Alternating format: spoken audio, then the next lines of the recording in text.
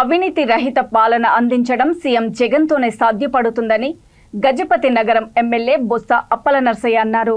విజయనగరం జిల్లా తృతీయ గజపతి నగర మండల పరిషత్ కార్యాలయంలో గజపతి నగరము, దత్తి రాజేరు మండలాలకు చెందిన లబ్ధిదారులకు ఇళ్ల పట్టాలను ఎమ్మెల్యే పంపిణీ చేశారు. ఈ సందర్భంగా ఎమ్మెల్యే మాట్లాడుతూ దేశంలో ఎక్కడా లేని విధంగా పెద్ద ఎత్తున పేదలందరికీ ఇళ్ల స్థలాల పట్టాలను అందించామని తెలియజేశారు. ఈ కార్యక్రమంలో ఎంపీపీ బెల్లాన జ్ఞానదీపిక, జెడ్పీటీసీ గారతౌడు, తహసీల్దార్ రమేష్ పాల్గొన్నారు.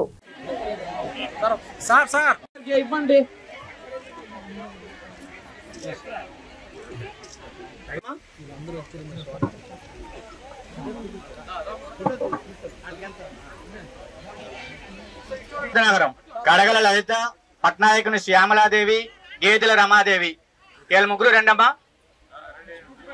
గజపతి కానీ అలాంటి ఖర్చు లేకుండా ఎటువంటి పైకము చెల్లించకుండా ఇవ్వండి.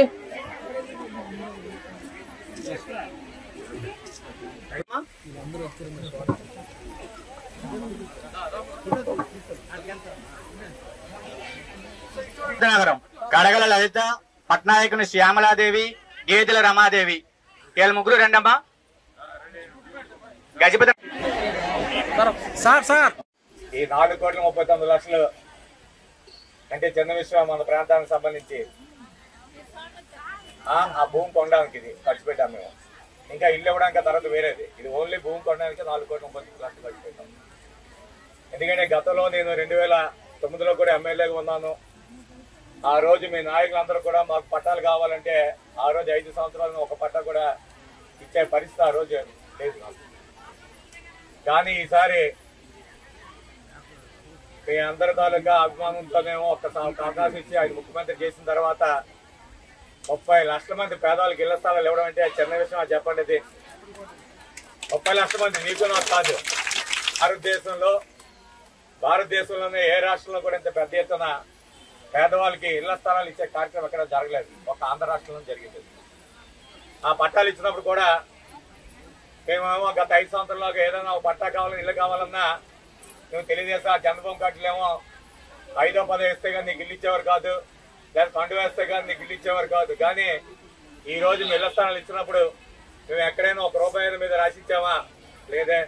రాసిచ్చావా? ఎక్కడైనా కొన్ని మా పార్టీ వాడు కదా అని చెప్పేసి మా పార్టీ వాడికి ముందు ఇచ్చి మిమ్మల్ని అందరూ వెనక్కి తోసిలేదు, ఎవరిని తోసిలేదు కదా. నేనే కదా స్వయంగా వచ్చి లాటరీ తీసి మీకు ఇల్లు ఇచ్చే కార్యక్రమం చేశాను నిష్పక్షపాతంగా.